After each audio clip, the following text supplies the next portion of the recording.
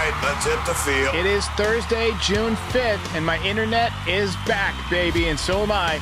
Yankees trying to finish off a series win in the rubber game against the Guardians. Max Fried on the mound, and he was dealing. Cody Bellinger swinging the lumber. My recap, your reactions coming up next. This is Pinstripe Territory. Just wanted to talk, that's all. All right. Make it 8 series wins out of the last 9 series. Welcome back, everybody. Yankees were shut out last night, and tonight they return the favor. 4-0 win over the Guardians. Another outstanding, terrific, tremendous, any other superlative you want to say, performance by Max Fried with 6 shutout innings. I'll tell you what, though. The last 2 days with no internet has been incredibly frustrating.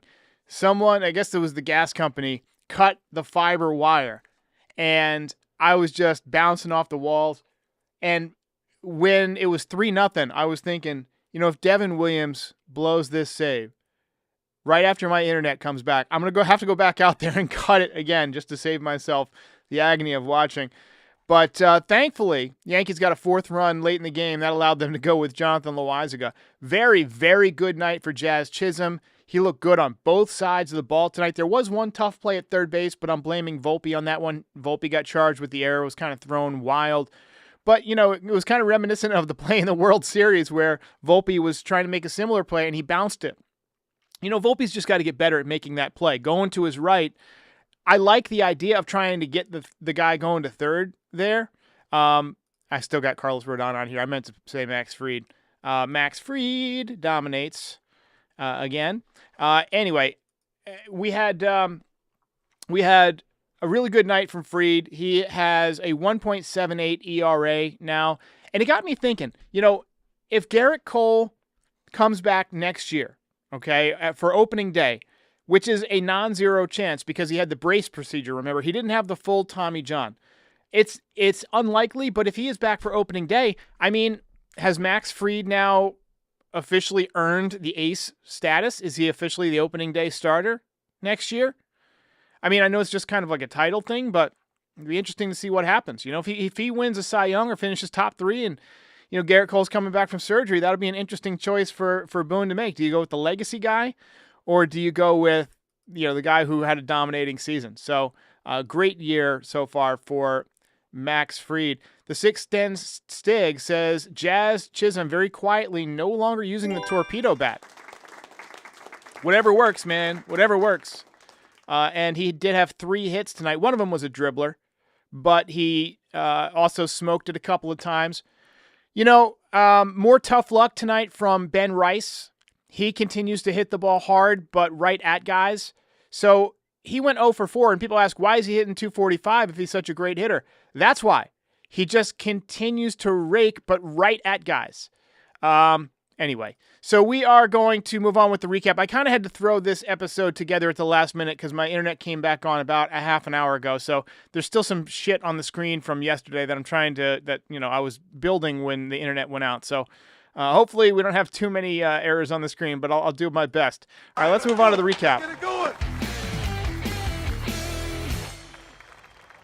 So as I mentioned, fantastic day for Max Fried. We'll spotlight him a little bit further, but he was pretty much the story of this game.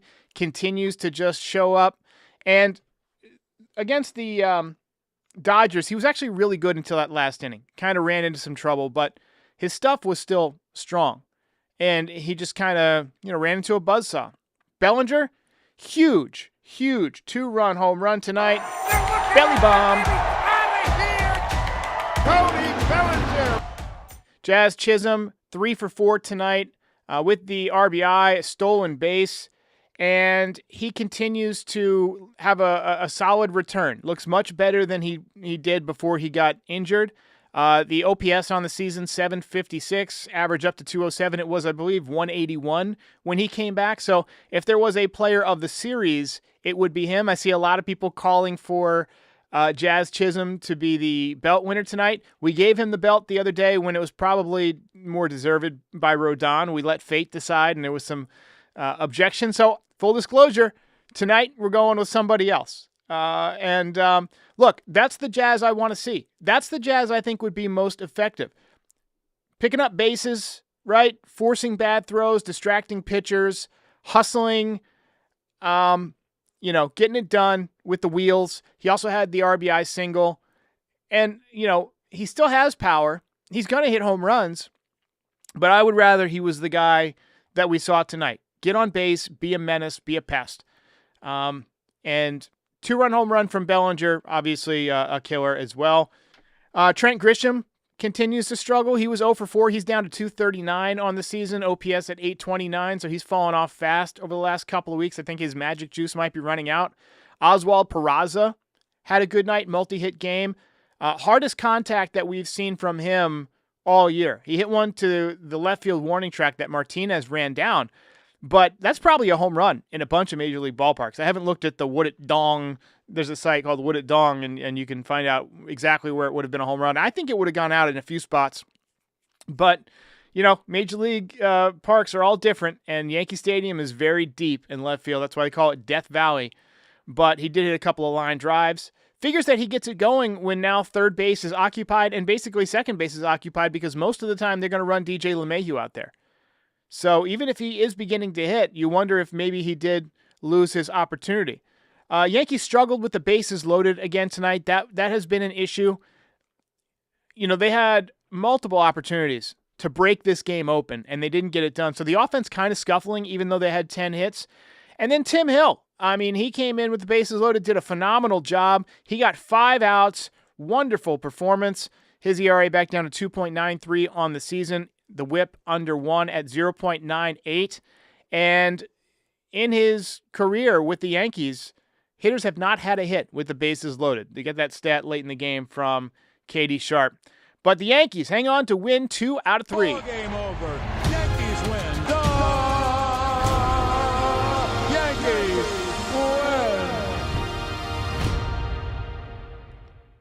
All right. So Jack Herbst says Yankees and bases loaded implosion scripted. I don't think it's scripted. I think baseball's not scripted. It's just the Yankees aren't great always with runners in scoring position. It's been that way for a while. We got some mixed opinions here for the belt. We got some votes for Fried. We got some votes for Belly. We got some votes for Jazz. Well, you know what? Tonight we went with the guy who dominated for 6 innings, 1 hit, no runs, Mr. Max Fried. But special shout out and honorable mention to a couple of guys. One, Frankie Baseball, for stepping up last night and helping us do a show even though I had no internet. I was recording my reactions all night, and I was sending them to Frankie via text on cellular. Frankie was putting them together, and he got the video out, and we were able to get some content out to keep the streak alive, our Cal Ripken-like streak going here. But also, honorable mention to Cody Bellinger, who had 3 RBIs tonight, including the 2-run home run, and then also Jazz Chisholm with 3 hits and a stolen base, doing it on the bases. But Max Fried, your leader in belts in the clubhouse. We'll go through the entire standings here as they roll through. So we got, we got 6 from Fried and Rodon, 4.5 from Judge. We got 3 from Grisham and Dominguez, 2.5 from Rice, 2 from Warren, Escara, Yarbrough, and Jazz, and 1 from Cabrera, Carrasco, Wells, Goldschmidt, Bellinger, Schmidt, and now Mr. Frankie Baseball. So that's where we're at. And Frankie says, thank you. No, my friend. Thank you. All right, let's talk about Mr. Max Fried. Pitcher spotlight. I mean, what can you say? 103 pitches, 63 strikes. I thought he was going to be done after the 5th inning. In the 1st inning, he got a couple of quick outs, and then he gave up this little soft blooper in the infield. I think they said the exit velocity was like 33 miles an hour, 39 miles an hour, something like that. And Ramirez obviously beat it out, and that allowed a lot more pitches to be thrown. Next guy got on base. He ended up having a pretty tough inning. I think he threw 25 pitches in the 1st inning. And at that point, you're thinking, well, maybe he gets through 5. And after 5 innings, he was at 93 pitches. And I thought for sure for sure they were going to take him out of the game. But you know what? They showed faith. They left him in, and he got it done. Sixth inning, he just breezed through, and he finished with 103 pitches. Max velo, 97.3. A lot of swings and misses tonight. 17 swings and misses. And the whip on the season, 0.94, not 0.94. That's another one of those just rushing to put it together tonight. But great performance from Max Fried. Donnie Clark says, and Plan B is taking shape right in front of our eyes. Max Fried doing great. You had Goldschmidt come in for defense, and he made a great play to end the game at first base. And Belly with the home run. So, yes, big contributions from Plan B tonight. All right, let's talk about the series. So, series MVP, in my opinion, is Jazz Chisholm. He was great in both games 1 and 3. Rodon continues to dominate. Fantastic performance the other night. Look, I think he might win 18, 19, 20 games. That's the way he's pitching. You see guys go on runs like this sometimes. And when a guy is really cooking like this, they can if they can keep the rhythm and stay healthy, it can go for a long time. We've seen Roger Clemens have streaks like this. He went 20-1 at one point. We had Garrett Cole when he was with the Astros had a streak where he was like 15-1. Rodon is on that kind of heater right now. The stats might not be as impressive, but they're getting there. And he's got his ERA down in the mid-2s. He looks terrific. Yankees bats were silent last night. And whenever that happens, I think about Doc Ellis, who threw a no-hitter while tripping balls on LSD. So sometimes I just think, maybe the Yankees weren't off. Maybe the pitcher was just tripping balls on LSD. Schmidt, tough first inning yesterday, but he settled in after that. I thought he threw the ball well. I thought the curveball was really sharp after the first inning. Cutter was not located well early on, but we didn't do a post game, so I don't have a ton of notes on that. But it was a tough night for the Yankees last night. Bellinger, big home run tonight, and Max Fried continues to just be lights out. Brian Bashman says, of the 100 chimps in our analytics department, 99 agree that you don't take pitches so runners can steal, and you always throw off balance to third. It did bother me that when Jazz had second base basically stolen, Volpe swung at the first pitch. And now he did hit it 390 feet to left field, basically. If we're in Fenway, that's gone, or at least off the monster. But we weren't in Fenway, and so it was an out. But yeah, I agree with you that if a guy's stealing, and especially if he's got it stole, somebody like Jazz, and you don't always know if somebody's going to steal, I guess. They have signs, but some guys just have a green light to go on their own. And I think that might have been what happened. He went right away. But, you should know as a hitter, you got a fast runner on first base who's back. He's looking to, get back, fill up some columns in the stat category because he missed so much time. Let him run. You got a tight game. Let him get into scoring position for you. Could have changed the whole inning, but anyway. So, Red Sox coming up next. Friday, Saturday, and Sunday, the Yankees will face Walker Buehler in Game 1, Garrett Crochet in Game 2. So it's not going to be easy. Garrett Crochet probably going to dominate. Let's be honest. He has a 1.98 ERA. Red Sox, though, 30-34. They are 9 games back in the American League East. Bregman is out for a while, so we're not going to see him. But we will see Yankee killer Rafael Devers, more specifically Garrett Cole killer. So, we lucked out there. You can guarantee if Garrett Cole was pitching, you were going to see the 4 take first base. They have a stud rookie named Christian Campbell, who's really good. And Carlos Narvaez, former Yankee, traded to the Red Sox this winter for Elmer De La Cruz. Off to a great start. 812 OPS, 288 average, 5 home runs. And look, this is not going to be an easy series. Yankees pitching matchups, I don't think line up great, but we'll see. The Red Sox are not great this year. Quick word from our sponsor tonight, Rhoback, and then back with some audience reactions and a couple of voicemails. The weather is warming up, and with that being said, you need to check out what Rhoback is bringing to the table. If you're a golfer, especially, and you're looking for golf shirts that just have the perfect style and also are soft, they're lightweight, and perfect for the summertime, Rhoback is the spot. Of course, FT's hooking you up with a code for 20% off at Rhoback.com. That's FOUL on RHOBACK.com for 20% off all shorts, hoodies, polos, and more. Rhoback. All right, so let's get with a quick voicemail here. It's about Jazz.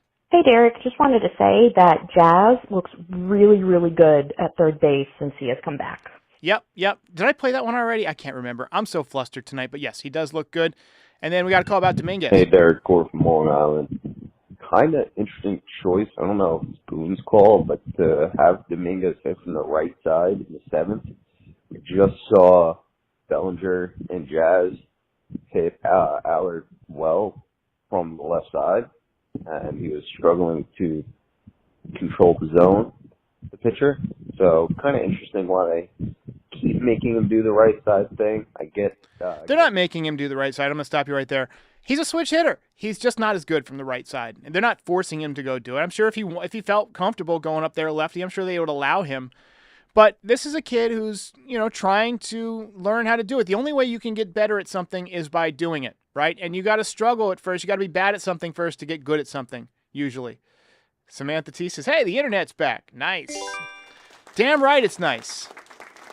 I'll tell you what, man, it is stressful in the modern day to not have internet. Like, I couldn't turn my lights off last night because it's all voice activated. So my lights in my main living room here had to stay on all night, which sucked. 9 times a day, I'm like, hey, Alexa, what time is it or whatever. And, it kept saying, well, I can't answer that right now because we can't connect to the internet. And I'm like, and for work, I've got to upload big files and you can't do it from the library because it's got slow internet. So I had to drive a half an hour to my friend's house to work today on his couch. Just a real pain in the dick. But we are back. No thanks to the gas company that sliced up the fiber. But anyway, Jasmine says, yes, Jazz has looked good at third base. Honestly, he looks good no matter where you put him. Action VJ says Dominguez is a rookie. They're letting him grow as a player. I agree. Val and NY says, I want the Yankees to pummel the Red Sox. I will never stop hating them. More hate. Let the hate flow through you. Joseph Bazarnik says he read an article that Yarbrough is like Skeens but has lower speed. Any thoughts? And have we found a starter when Heel comes back? Well, they're not going to... I don't want to say that they're going to pull him for the rotation for Heel. It'll be interesting. If he continues to dominate the way he is, how do you take him out? Right? I mean, he could be a more valuable bullpen piece. And I don't know how you can be Skeens without... I mean, the velocity is kind of what makes Skeens, right? And the guy throws triple digits. He's got nasty movement. He spots the baseball. But I'd like to read that article. So if you have the idea or you have the title, drop it in the chat, and I will go ahead and read it. JD says, get Starlink. I don't even know what the hell Starlink is. Sorry. But I have AT&T. I have fiber. It's generally pretty good. We've missed maybe 2 post-game shows in the last 4 or 5 years. So it's generally pretty reliable unless somebody, cuts the wire. Anyway, Donnie Clark says, Yarbrough will go to the pen when Heel comes back. I tend to agree. But, I mean, if he's dominating, what do you do? I mean, does Clark Schmidt or Will Warren come out of the rotation? If Yarbrough, Yarbrough's a veteran. He's a lefty. I mean, I don't know what his ERA is right now, but it's got to be around 3 or under. Somebody check in the stats. Find out what that is. But, I mean, how do you pull him out? He just beat the Dodgers. He's obviously playing great. It'll be a tough decision. But Luis Heel, you got to get him back in there, too. Anyway. All right, ladies and gentlemen. I'm going to call it a night. It has been a hell of a couple of days, and I'm going to get some rest and get back into my normal routine tomorrow. We got TK coming on tomorrow night. Our boy TK, how about this? He's got an agent now. He's got auditions now, so we might be losing him as he films some commercials and movies and stuff like that. TK kind of blowing up a little bit in Hollywood, but he is going to be on the show tomorrow, so we'll ask him all about it. Ladies and gentlemen, thanks for tuning in, even though this was short notice, but I'm going to call it a night. I'll catch you next time. If you made it this far, do us a favor, hit the like button, hit the subscribe button, and join our community. You can also be a part of the show by calling in at 718-899-1068. Also, part of the way that we maintain and fund all of this is through nyydesigns.shop. Check it out now. Get all sorts of fun Yankees merch, hats, hoodies, zip-ups, beanies, mugs, you name it. We've got it. Check it out, nyydesigns.shop. And check out Pinstripe Territory on all your favorite podcast platforms. We are the official Yankees podcast of the Foul Territory Network. We're here for post-game shows after every single game, and we're here before a lot of games to talk about the game, preview the lineup, the pitching matchups, and things like that. And we're here all off-season to talk about the latest in Yankees rumors, news, etc. Join our community. We'll see you next time.